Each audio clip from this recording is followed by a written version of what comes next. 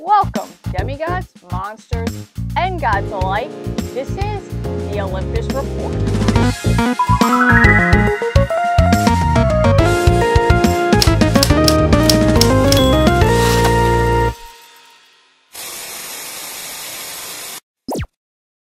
You know what they say, only the good die young.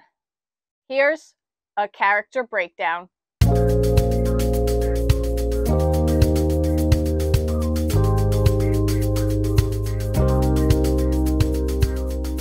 Jason Grace is the son of Beryl Grace and the Roman god of the sky, Jupiter, and the full brother to Thalia Grace. Jason Grace is described as extremely handsome and has electric blue eyes and close-cropped blonde hair that grew out during his time at Camp Half-Blood. He is also described as being very tall, in fact, 1 whole inch taller than Percy. Jason also has a tiny scar on his lip and would eventually need to wear glasses. Jason is very responsible, kind, and open-minded, someone that the other demigods looked up to.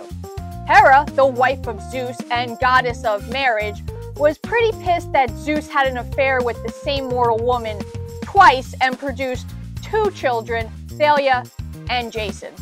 To appease Hera, Zeus offered up Jason as a sort of gift, and Jason's mother agreed with this.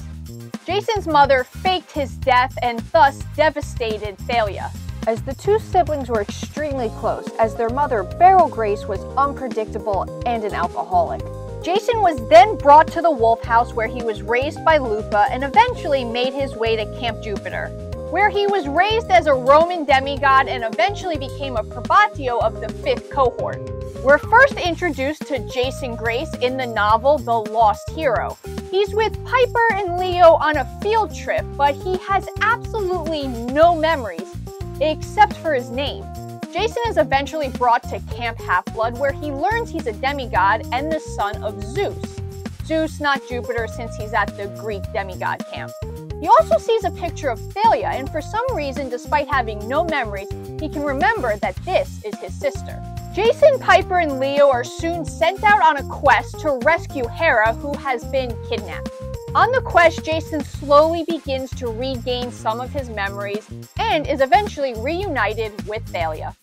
It's soon revealed that Gaia, the goddess of the earth, is behind the kidnapping of Hera and plans to completely destroy the earth once she wakes from her slumber with the help of her children, the giants. Hera, in an effort to stop this, swapped Jason and Percy and erased their memories in hopes of somehow reuniting the Greek and Roman demigod camps, as Hera believes the only way to beat Gaia is by combining their forces. Jason and Piper grow closer and eventually become boyfriend and girlfriend, despite Hera putting fake memories in Piper's mind of them already being together. But this time, they're together for real. Jason, Piper, and Leo are able to rescue Hera and then eventually join up with Percy, Hazel, and Frank, forming the 7 Half-Bloods of the prophecy. They then set out for Rome. Jason and the others are eventually able to defeat the giants and Gaia, but this isn't where Jason's story ends. On the quest, Jason vowed that he would represent all minor gods at Camp Half-Blood and Camp Jupiter, building them cabins and shrines. You see, Jason realized that a lot of the issues and their enemies are the minor gods because they have so much resentment, so Jason vows to fix this. When we meet up with Jason in the Trials of Apollo, he's attending school in California and is working on designs for the shrines and cabins for the minor gods at both Camp Jupiter and Camp Half-Blood. He and Piper, who unfortunately broke up with him, help Apollo in his quest to defeat the evil Roman emperors. Unfortunately, it's here that Jason's life tragically comes to an end. He heroically sacrificed himself so Apollo, Meg, and Piper could escape and continue their quest, saving thousands in the process. But before Jason died, he made Apollo vow that he would continue his quest on representing the minor gods. Jason is extremely skilled with a sword and spear and was even able to go toe-to-toe with Percy in Kansas. Like all demigods, Jason is extremely strong and skilled at fighting. As well, he has advanced abilities like agility, reflexes, and durability. Being a son of Jupiter, Jason has control over the wind. This includes things like wind manipulation, air blasts, flying, venti control, and air solidification. Oh, and he also has the small ability of being able to summon storms and tornadoes. As well, he has complete control over lightning. This includes summoning lightning, electrical immunity, creating electricity, static shocks, electrical conductivity, and sensing all electrical power. And if that wasn't enough, he's got a magical wind horse named Tempest.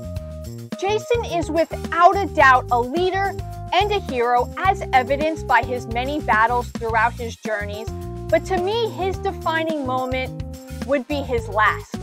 When Jason sacrificed himself, he showed how brave and truly selfless he really is.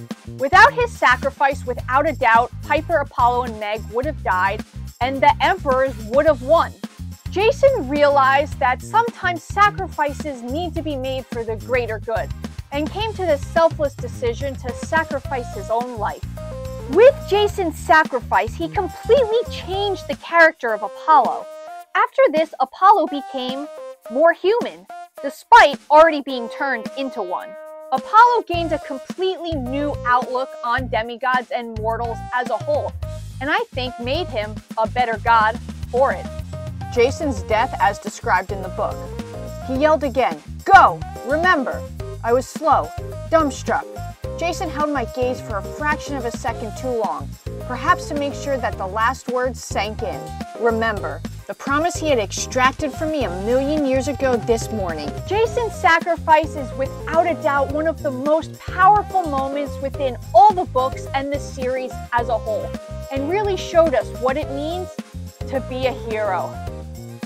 Wow, that's always a tough one. Did I leave anything out on Jason Grace? Let me know in the comments down below. But for now, that's all I have for you, Half-Bloods, so I'll be signing off. And please, always remember, until next time, stay safe.